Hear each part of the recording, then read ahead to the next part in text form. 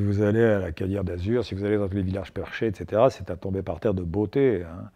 Le Var est une région sublime, c'est un endroit divin, hein. Simplement, comme je suis allé travailler à Los Angeles, ça me fait faire d'énormes voyages, vous voyez. J'essaie de venir le plus souvent possible. C'est ça que je dis, parce que c'est ici que je suis le mieux. Je ne le dis pas parce que je parle à un journal du Var, mais simplement, Los Angeles, c'est quand même un endroit où de temps en temps, ça tremble. Et puis, bon, c'est une grosse ville pleine de smog, parce que c'est une ville très polluée, vous voyez, et qui est curieusement dépressiogène. C'est-à-dire que... Alors, Sodwell a bien résumé le truc. Il a dit, je suis arrivé à Los Angeles, je me suis assis dans une chaise longue et je me suis réveillé 60 ans plus tard. C'est une curieuse ville. C'est une ville en danger, Los Angeles. Ce qui me gêne dans l'actualité, c'est que le bonheur se vend mal. C'est-à-dire que plus c'est désastreux, on a l'impression, et plus ça plaît. Ce qui fait que si vous regardez attentivement un journal télévisé, vous ressortez avec une envie de sauter par la fenêtre, parce que ça pète de tous les côtés. Et si le journal télévisé se contentait de dire il fait beau, tout va bien, ça ne serait pas intéressant non plus.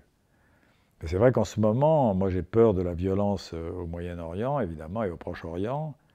La politique, j'y comprends pas grand-chose, moi, à la mesure où je vois pas tellement la différence entre un leader de droite et un leader de gauche à notre époque. Je ne vous parle pas des extrémistes, hein. C'est-à-dire, si vous prenez les extrémistes, si vous prenez Besancenot ou Marine Le Pen, là on voit la différence. Mais quand je vois, je ne sais pas moi, un DSK en veste de cachemire en face d'un, je sais pas, Sarkozy en veste de cachemire, on a l'impression, bon, qu'un jour ils se sont dit, bah, tiens, je vais être à gauche et moi je vais être à droite. Mais comme j'ai vu tellement de gouvernements de gauche se succéder et qu'il y avait toujours autant de grèves, et puis pas une énorme différence finalement, je ne sais plus très bien quoi penser de la politique. J'aime beaucoup les gens. Et je suis très solitaire. J'aime beaucoup les gens, c'est-à-dire que ils m'attendrissent, ils me touchent, vous voyez.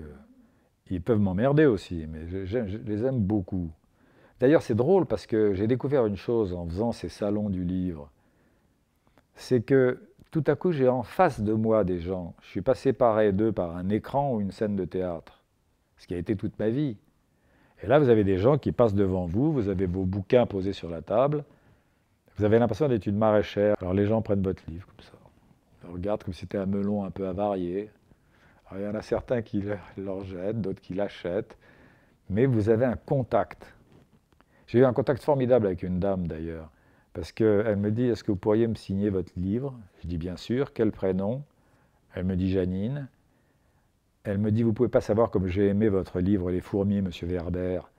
Et j'ai dit, ah non, attendez, là, il y a erreur, je ne suis pas Bernard Werber, je n'ai pas écrit Les fourmis, alors je ne vais pas vous dédicacer mon livre parce que ce serait une escroquerie. Elle me dit, oh pardon Jacques. Je dis, ah non, je ne suis pas Jacques Weber non plus. Elle en fait deux d'un coup. Alors elle me dit, mais qu'est-ce que vous avez fait vous alors?